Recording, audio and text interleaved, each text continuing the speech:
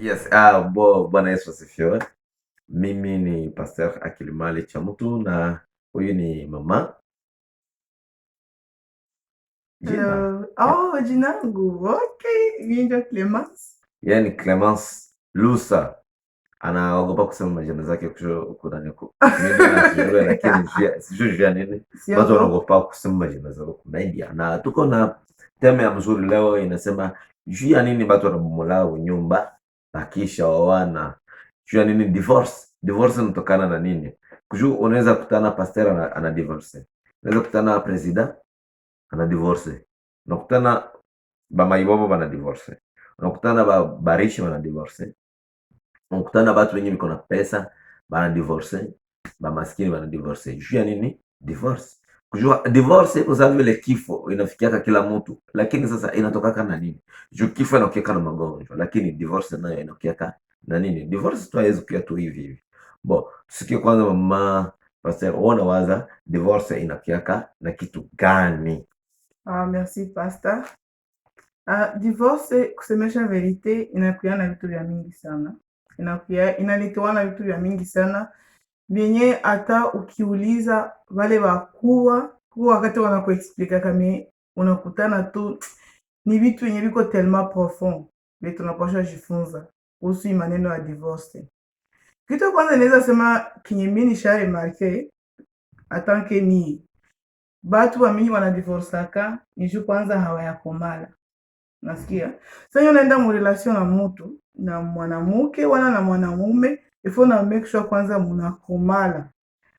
munakomala eske munafikisha ile miaka uko kwa ile miaka ya kukamata responsabilite ya mtu mwingine na ule mtu na kamata responsabilite yao. Bwana nasema kwa mara awe na mtu wa 60 na mwingine kwa na 50 wa divorce basi. Sasa ndio ninasema kukomala, yuko mtu mwenye kwa na 60 me kichwa yake iko sa mtoto.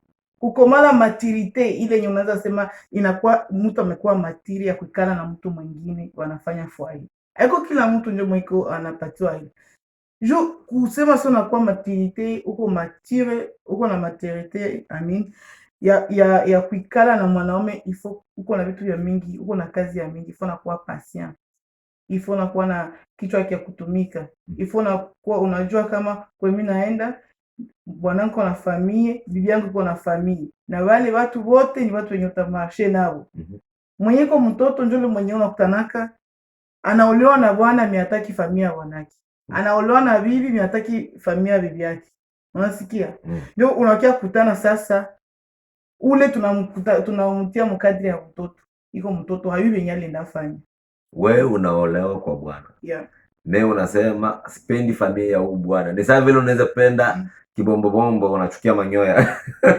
Yeah, so unaolewa na unaoa bibi. Mimi unasema ndugu yako mmoja hata asifinyangaki hapa. So ile ni tabia mbaya. Asihami yake hapa. Hataki sema my city njoo mko masomo mimi nataka nisome. Hawezi kuyasomea pale juu. Yeye ni mdogo, akili yake ni ya kidogo manake ndio ule utoto mkichwa. Mama pastor anasema ni mtoto mkichwa kukatala familia ya kwa belle familia yako familia zote mbili, ile inaleta shida ya kwanza ya divorce. Ayo ndio inaleta shida ya divorce. Angalia mdogo yangu kusema kwa mfano nakia somea kwangu, bibi yangu anasema simupendi. So tutaanza tunagombana, mdogo wangu anaenda. Atafika kule atasema nini? Anasema grand frère ashateseka. Anaanza kunionyesha nini ya kufanya. Zingine mdogo wangu ataanza hata kunikatia bafie. Unaona? Anasema wewe bwana kama mimi huku kuiangalia gizi unaweza kukatreze. Juu ya nini? Bibi yangu hakutekea ya ile responsibility ya kupenda kwanza familia yangu. Na zingine babangu afike kunyumba, bibi yangu amkosea adabu, babangu ataniambia hii ni laana yenye unaikalia. So simama tuende. Kama ni nyumba acha nyumba, kama ni mali acha mali, kama ni vitu gani biache. Mwanaume kwenye anaendaka anafanya kama maisha mengine. Vile vile na bibi ni vile. Sasa zingine bwana mimi kuseme ndugu yako asifikia hapa then akwenda kakake akwenda kumwambia no, unaona bwana yako anakutesa, angekupatia hiki, angekufanya hivi, kumbe ni politiki za kutaka kumtosha mnyumba, kujua ule bwana ni kishetani, ni kimapembe. So anasema no guy, get out. Au wewe kama unaona uko na maoni ingine, unaweza kuandika mule comment na Mungu atakubariki pamoja na sie. Au uko na cha kuongeza kingine?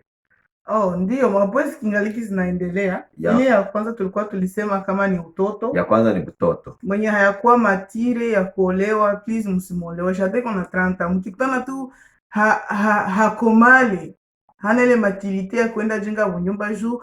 Tunaona baparansa wanaoesha mtu mwanamke.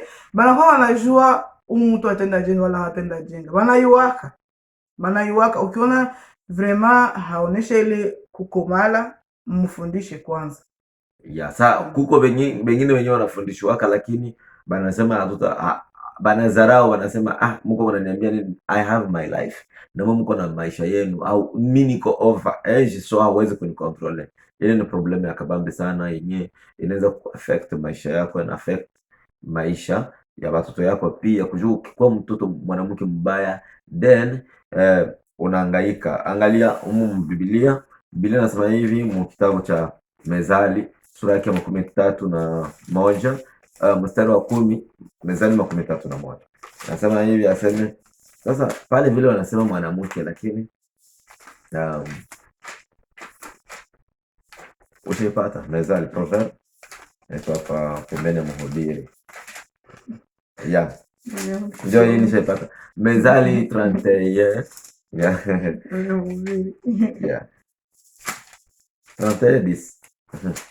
sijui kama wewe ushapasoma. Mimi nipasomaka toka nishangaza.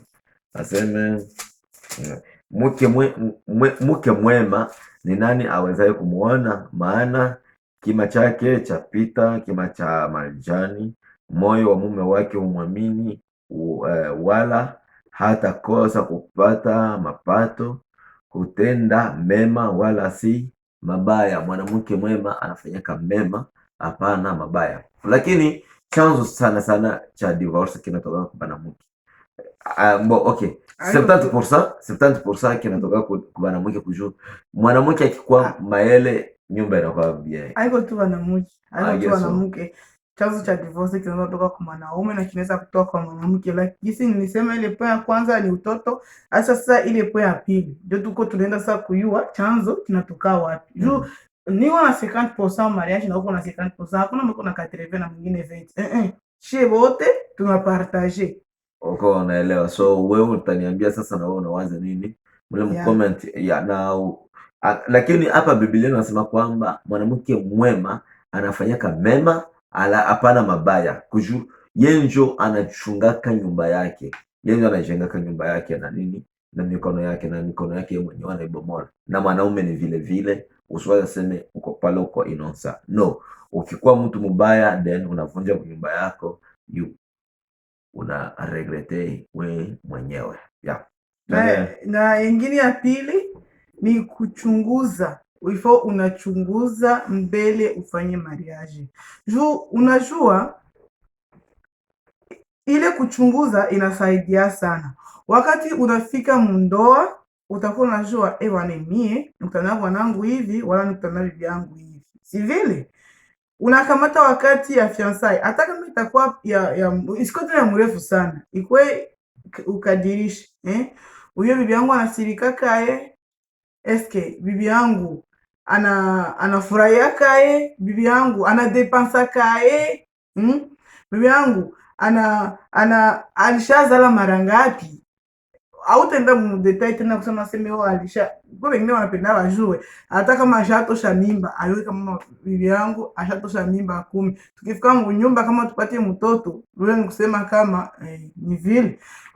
Unajua wanangu alikuwa kae, alizala mara ngapi, vile vyote vinasaidia kwa mkishafika nyumba. Inatumaka nini?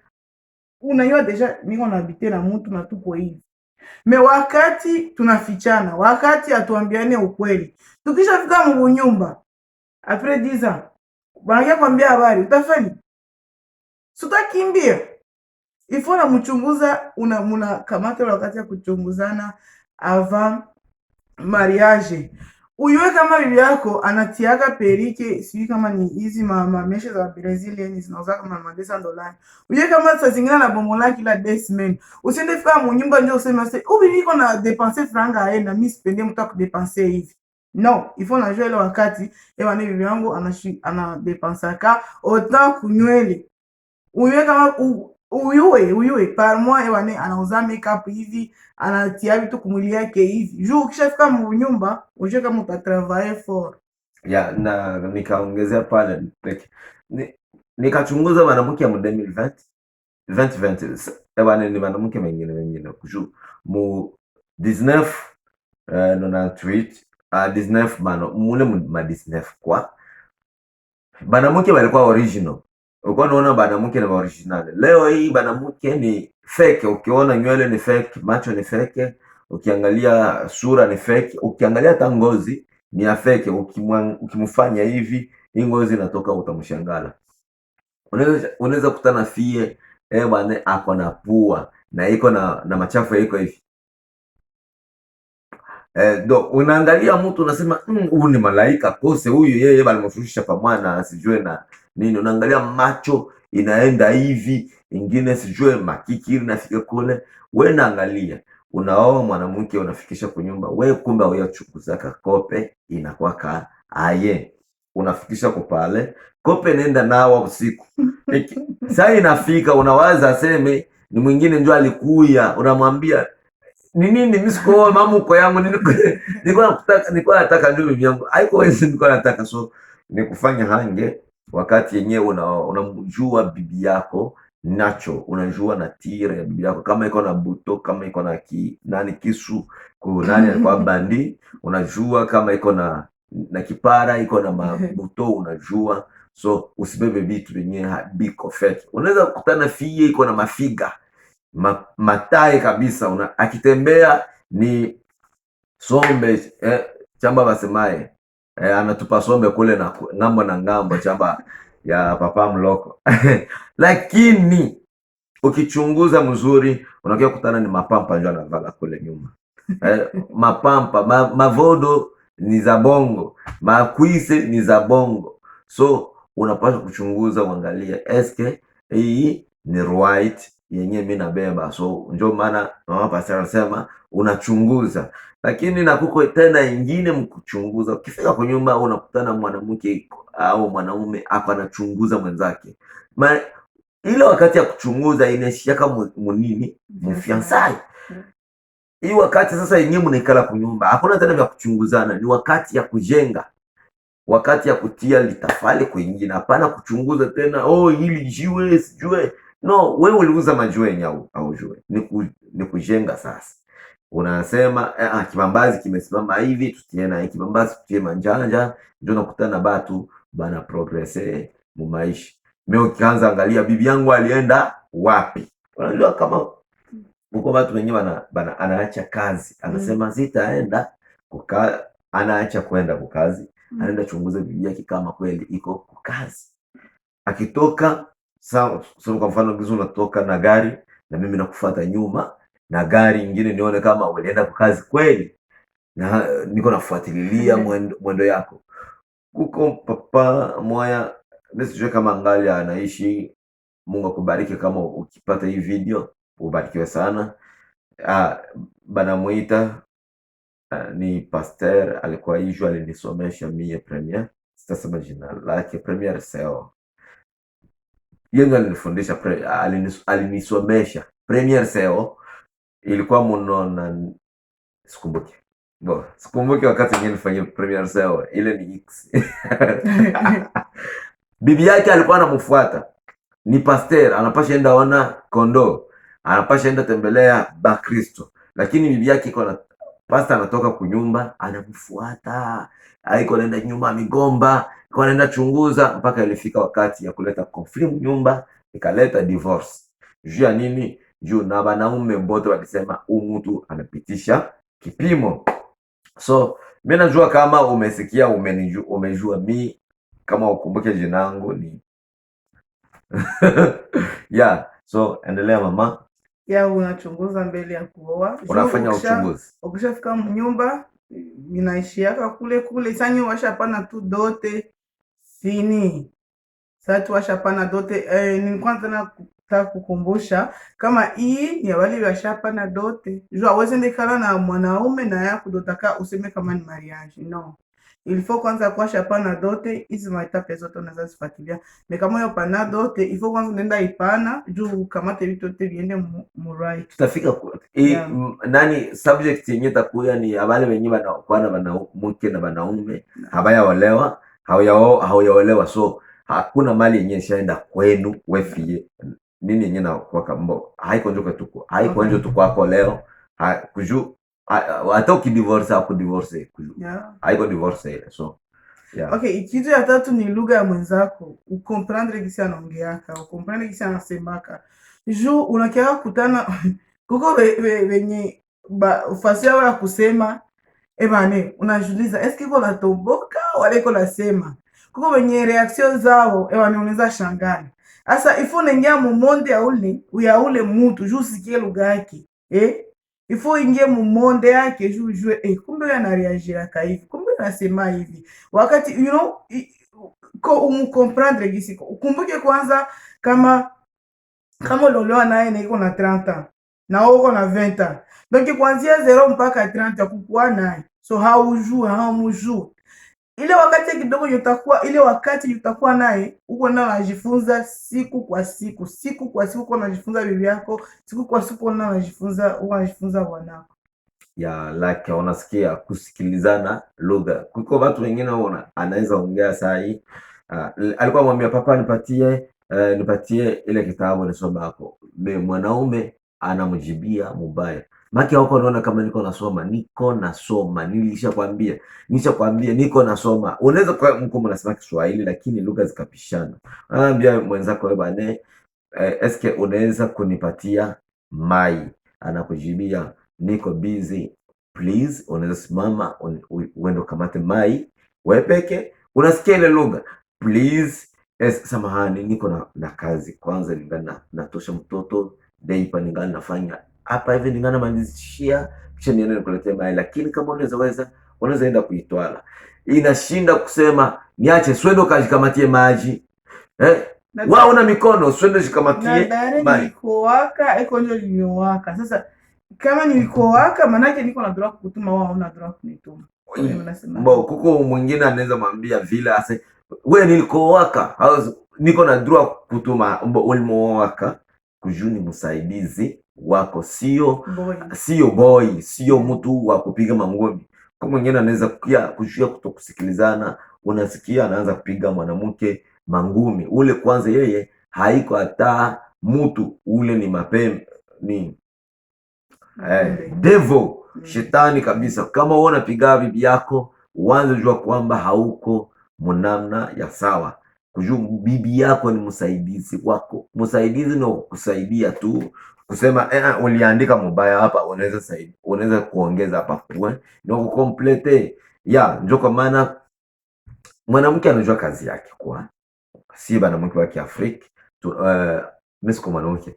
Mwanamke wa Kiafrika wanajua kazi yao, tutasukula masani, tutapiga. Lakini ukakutana mwanaume kwa sukula masani, iko napiga anasaidia bibi yake, iko na koropa anafanya kazi za nyumba pamoja na bibi yake, hayakosea bado, hayakosea. Pale kwenye huko village, unaweza kwa huko Iju, huko Katanga, huko sijua wapi, huko Goma, unaweza saidia bibi yako kutonga sombe, unaweza kusaidia kushota mai, kubeba mtoto kumgongo, kumbembeleza, kualalisha kitanda, kukonga mbabula, unaweza msaidia kukonga mbabula na kufyagia lupango. Bila vitu yote unaweza kufanya. Ilisifitu bibi yako naye ajue kama huyu mtu yuko nafanya nini, ananisaidia, akupatie na ile heshima yako. Kujua mwanamke na wewe ukikosa sasa adabu, kujua bwanako alikusaidia kutuanga sombe lakini mwanamke ukimsaidia ile moyo anakuzoa yaka no chunga nikwambie mwanamke ukamsaidia kitu kenye wanaona moyo wake comprendre. Wakati unasaidia mwanamke unakuwa unamfanyia vya mingi. Mimi najua wanawake wa Kiafrika Once wanaolewa, mwanamke wa Kiafrika ni mmoja ku 1 sur 100 ndio anafanya dote leo na hatazala.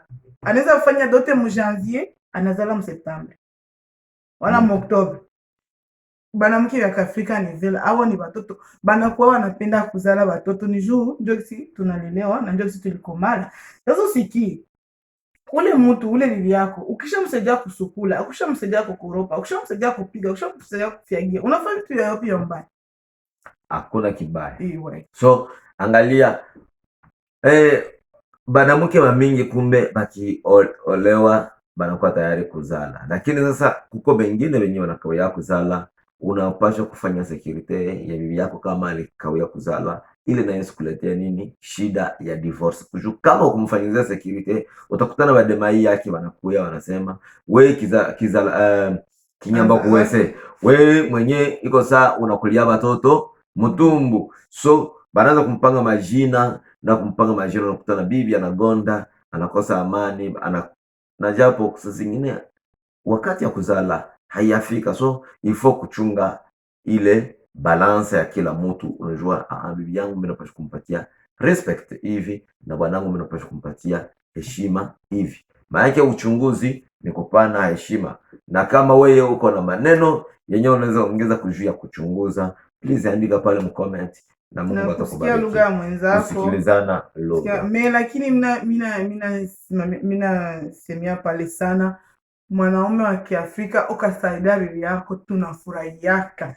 Mimi siwezi kuambia vitu mara furaha ngapi mimi nayo nikikutana mwanangu, saa zingine alisonga, saa zingine alikoropa, saa zingine ninamkutana kama nilikuwa disonga kwa vitu vya vingine vya importance hivi vya makazi vya manini, nirudie nikutane mwanangu ashatia watoto kitanda, si ninafurahi. Sasa hata mkosea adabu na sisi mwambia mbwa, mimi nafurahi karema, na mimi mwambia ewane, mimi nafurahi nini unafanya. Na ile asipite tena naachia pale asiono nilifanyia bibi yangu kamoya, sitamfanyia tena. No, once tuko na watoto ni kusaidiana. Lakini hatujasema kama wanaume mwikala sama mafiga mkosa enda kutumika kazi ya mikono. So unapaswa kutumika kazi ya mikono, lakini ukipata opportunity ya kusaidia bibi yako ukamsaidia, unamsaidia. Kwa juu banamuke nao wanakuwa na problem kuju mwanamke kuna akili sana, bali muumbia akili fasi yote. So ukamsaidia kadogo, kesho anakuambia ongeza. So inakuwa wewe sasa unajua, wewe papa unajua binyewe unawaza kufanya. Andika mle mcomment, na kama unaweza subscribe kwa hii channel, Mungu atakubariki kwa sababu utakuwa umefanya. Kila wakati tukiweka video utakuwa unaipata, kwa sababu tuko hapa jua kufanyizia kazi, tukupatia video, tushaurie watu, tuko tunashanje maisha ya watu, hatuko tunafanya tu video. Lakini ukisubscribe, God bless you. So tuende na nani ya tatu juu ya kugomboa kamuda. Ya tano ni ile tulikuwa tunasemea hapa, kutoaprecier mwenzako. Unaona shie wa Africain makado zetu, wakati uko na mwenzako anakuletea vitu gizo unapaswa aprecier. Na ile tulikuwa tunasema ukikutana dizo wanako amefanya vitu mnyumba, ifo na aprecier, unamuonesha kama unafurahi. Hata kama anatoka kwa kazi anarudia na ile mshahara yake dizo walimlipa le 30, uaprecier, useme bwanangu mimi nafurahi kabisa, malgré des fois franga sikuweza mingi, mais malgré analeta acha tukia chakula kumeza, ni mtu wa kuaprecier na kuambia merci. Unapaswa kuwa na appreciate kila kitu, hata haiko pesa tu za kazi, alikusaidia kitu, appreciate. Bibi anaweza kukupigia chakula ukaikula, unakuwa sasa komanda, unaweza kujua ndio ulitumika, ndio maana alifanya ile kazi. No, alikufulia masaa, alikufulia manguo, alikusukulia viatu, alifanya kazi yote, mwambie merci. Alikuzalia mtoto, sema asante. Juu kama usemake asante, vile vitu vinalumizaka. Asiye shukuru ni nani? Ni kafiri. Asiye shukuru ni mpagani kabisa. Kama au kwake na shukrani muweye, then bibi yako atakuwa atavunjika moyo. Kama kwake na shukrani Bwana, atakuwa anavunjika moyo. Hata mkitanda unapaswa kushukuru Mungu. Ya, Yes, unasema sasa. merci. Ya, unasikia wenyewe mimi nasema, mimi najua kazi zingine na watoto biko hapa. Ya, hata mule mchumba unapaswa kusema merci kwa kazi yenyewe umefanya kujua ile ni adoration. God bless you. Ya, c'est ça. Uko unaapresie kila kimwenzako anakufanyizia, ifo na kiappreciate na kukamata Sasa na kukamata mwenzako mutie ku plasi ya kwanza. Unajua batu wamingi wanawaziaka semi akishinda munyumba anakuwa natia akishinda munyumba anakuwa natia anafavorize vitu vingine kushindia partner wake. Unaweza kutana deja anafavorize kazi, anaweza favorize watoto, anabatia kura ya kwanza, kisha bwanake anamutia kufasi ya nyuma, wala bibi yake anamutia fasi ya nyuma. Ile ni pepo ya yenye inatawala watu ya mabulaya bulaya. Pepo zenu za kwanza mnakamataka kazi inakuwa on top, hauna tena time ya mwenzako, hauna saa ya kuuliza mwenzako bikwaye unapanga nini, unawaza nini, hamuna na samedi unatumika na dimanche unatumika. Imagine tunatumika lendi, mimi natumika lendi, bibi yangu natumika lendi. Kuko watu wenyewe wiko na mashift zenyewe zinapishana, unatumika asubuhi, mwingine anatumika magharibi. Unafika nisha lala, unalamuka asubuhi ningana usingizi, unaenda unakuya niko kwa kazi, tunakuwa tunapishana. Samedi kama tele time mwende mwikale fasi moya, ikana na watoto, ikana na bibi yako, ikana na bwanako, mwambie niko na waza hivi. Mwenzako anaweza kuwa iko kwa masomo, mwambie niko na waza hivi, niko na waza hivi. Kwa juu leo anaweza kuwa hana kazi, kesho akakuwa nje kwa iko anakukulisha. Kwa wengine wenyewe wanapata kazi, akigusa tu kazi basi anaanza ukanyanga kwa kichwa, anasema hautapitaka tena, ndio kuonesha. Wanatafuta sema bwana, ningelitumia dadangu kafranga kujua iko na problem na hivi, anasema unajua gizi, unajua kuzanani, unaleta ngapi mai nyumba. So unakutana bwana analeta nini, anakuwa stressé, ama bibi anakuwa stressé. Inaweza kuwa ni bibi ndio alisema nitatumia mamangu franga pale Afrika kujua iko na anateseka, iko mgonjwa. Bwana anakuambia hauwezi tosha. Ndio ile sasa nilikuwa nasema kama unaolewa mfamilia ya surtout ya Kiafrika, ujue kama ni tous les deux côtés unapasha surtout ndani mlugha yangu wanasemanga okenge nyokozala na shozala. Like ukiolewa uheshimie bamukwe yako na mamukwe yako. Okenge na balamu bawe. Okenge nyokozala na shozala na balamu bawe. Like bademai yako, bofre yako, bamukwe na babamu mama mukwe bote unabaheshimia, na ile ndio inaleta baraka. Juu ukawapenda hata ukifanya divorce wao watafanya nini? Watafight, watasimama, hauwezi acha huyu mwanamke.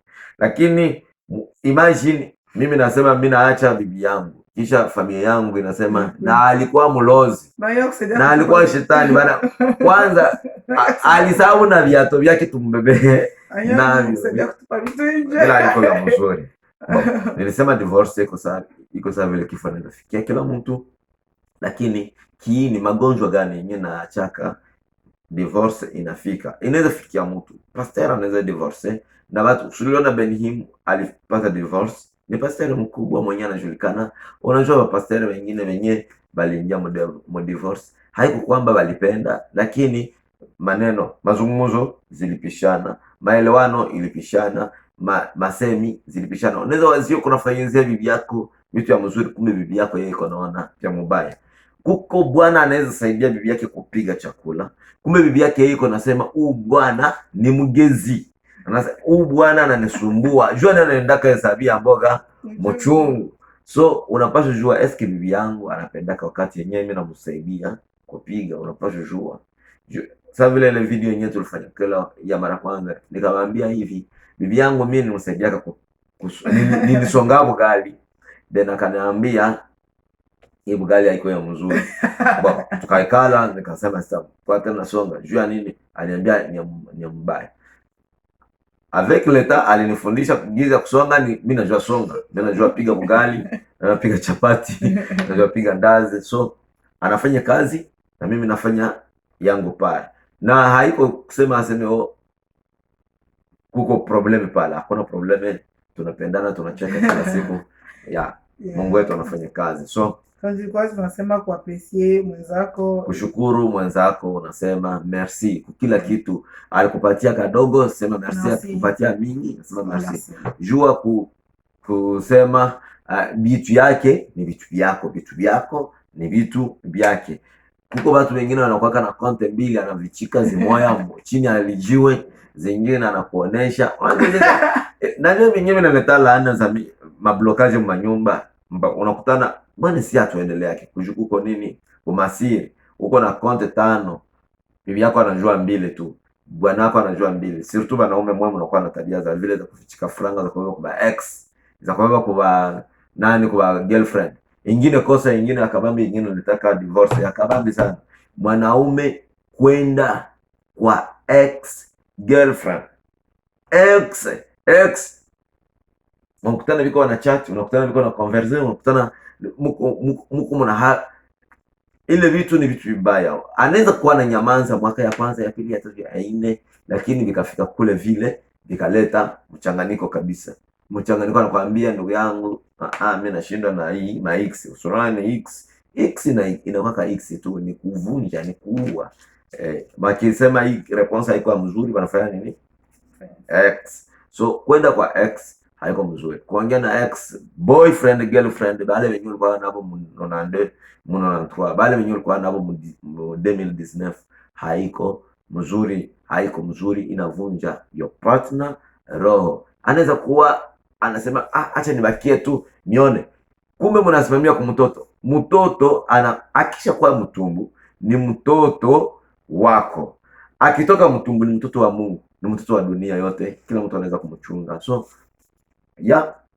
inaweza kwa limwa mara pili wanaweza onana, isikwe tabia ya kwenda kwa isikwe sasa opportunity ya kuonana na nani na ex. ile iko kusema sema no, unaweza kataza mtu disons kama alizala mtoto na mtoto kwa mamake, au kusema sio unamkataza sina mtoto siwezi msaidia, wala mtoto siwezi kwa babake. No, unapasha uko na ile responsibility ya kukamata ile kazi ya kwa baba na mama. Unaweza kuwa mwanamke uko na mtoto unapasha kuwa na ile responsibility ya kusema no, babake iko pale, au yakatala kama mama yake iko pale, au yakatala kabisa, uko unamsaidia, uko unafanya nini, lakini ile conversation za please surtout kama disons ule mtu mwenye ukaifanya ni dhambi.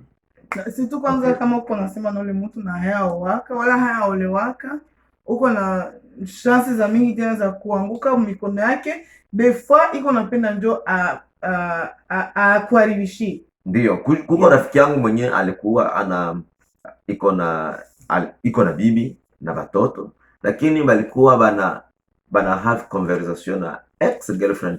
Kwanza ule ex girlfriend kwanza balikuwa hawana ni mtoto, hawana nini, alikuwa tu ex girlfriend. La bakakuwa bana chat, wanaongea, bibi alikuwa kabivumbula.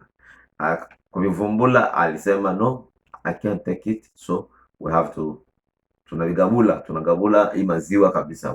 Wewe bebe yako na mimi bebe yangu, na probleme ya kucheat ubaki kubana wewe kwa probleme ya kucheat, then uko guilty. So na aussi pale unakia kutana deja mko mna chat, mko mnaongea na ule ex na muo na watoto mnyumba. Des fois unaweza kutana hata watoto mko nao, disons tukamate kwanza mtuseme kwa wale mtoto mweko nje, disons ni mtoto mmoja au wenye mko nao mnyumba ni 7.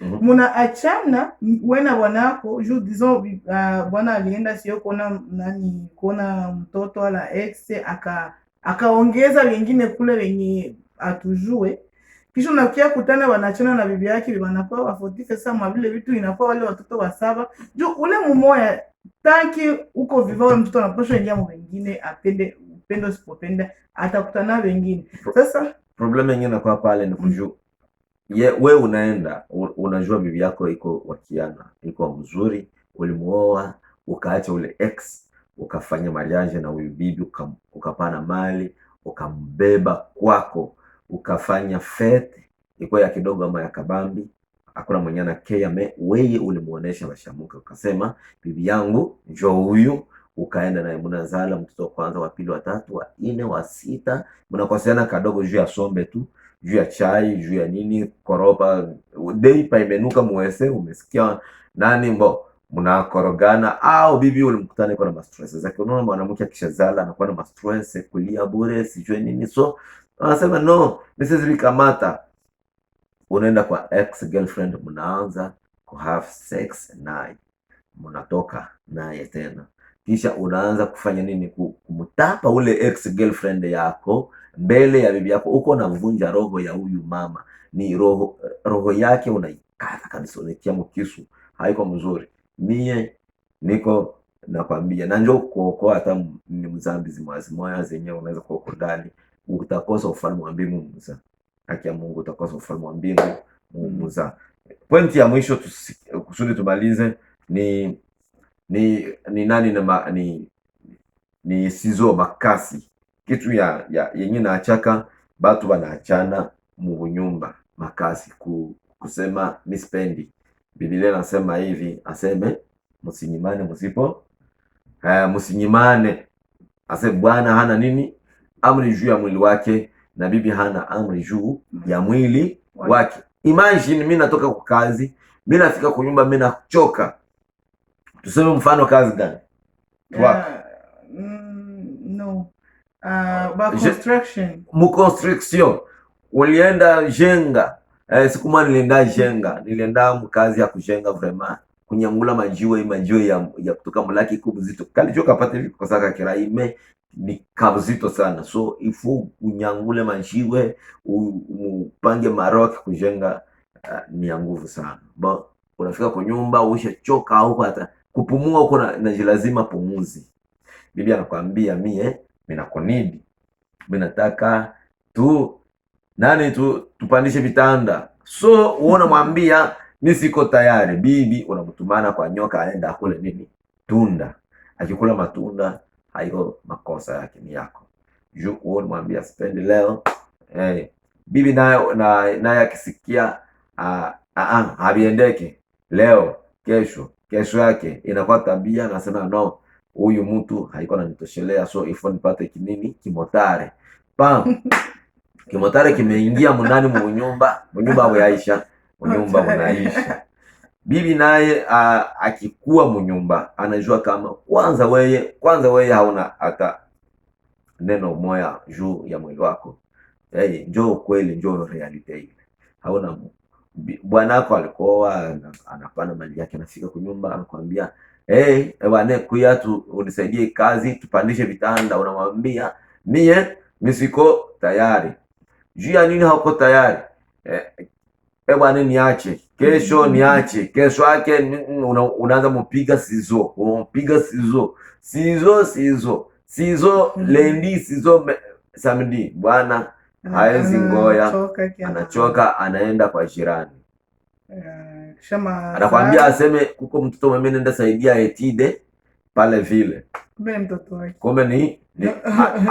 wake. Hao ni bebe, ule baby sasa. Kumbe amepata kibaby. Bon, unaona ile vitu. Unasikia jirani alizala mtoto akufanana bwana. Kwa sababu tunazoea tuko wa jirani. Wanaona jirani, mnaenda mwangalia. Jirani alizala mtoto mwenye anafanana batoto yako. Mtoto anafanana batoto yangu. Ni kujua wewe ulifanya nini? Ulifanya sizo, na ile sizo ina nini? Inakukata makasi kabisa. Lakini pastor, kuongeza kwa ile, unajua vitu ya mwili mara mingi ifo kuinktire Mungu mkapo yenu. Kwa natia Mungu. Juu bila Mungu sivyo mtu hawezi weza. Juu kuna watu wakishaoana, uko wanakwiti kanisa. Anakwiti, unamuuliza juu unakwiti, unaacha kanisa. Anakwambia mimi vile ya barporo ile ni barporo sivipendake, mnakuwa wasutwa sana, mnapenda mwe maisha ya Mungu. Tena wewe mwenye uko na neno kwa maisha yako. Kama upendi mtu akuzoe, utamstope. Na ukipenda mtu akuzoe, utafuatana naye. oh mi sipendele ya waporo, sipendele kwa wengine unasikia kaseo mabafle zinaleta mafujo nini na nini, ndio maana tende mkanisa. Okay, mtu yoyote mwenye iko na foundation, mwenye iko na fondation yake anaijenga kwa Mungu, Mungu anamsaidiaka. Ukiangalia sana sana mtu mwenye akwake muga kungu mwa ile magrupe ya watu mwenye hasikiake sana kwa watu, anasikilia sana maombi. Watu wanakubomolea, ushaenda unabeba problem yako unaipatia mtu ule akusaidie, anakusaidia kuvunja jo, ule kusaidia kujenga, anakusaidia kuvunja. Unakamata shida yako unaenda ipatia mtu, nasema mie sasa mie nyumba yangu iko hivi na hivi na hivi na hivi, kisha nasikia nakuambia au jue bwana kwa chaka na mwingine mtoto Egypt, na mwingine iko nani Kanyabayonga, na mwingine iko kule nani Ufulero. How you we? Leo ndio najua. Sisi tulikuwa tunanyamaza tunawazia kama unalijua. Wasikia? Unakutana kumbe ulienda tafuta wewe ujua kusema sana, ulikuwa unawazia kama mwanadamu utapata nani solution. Mais solution iko kwenye magoti, iko kwa maombi. Usiko na kuti kanisa jua wanadamu. Ba pastor wale mnaona au shiwe tuko hapa. Tuko wanadamu. Kwa kitu tunaweza fanya na tufundisha. Na sisi tunajifunzaka na sisi kwa nani? Kwa wale wakubwa wetu. Kwa tunajifunza.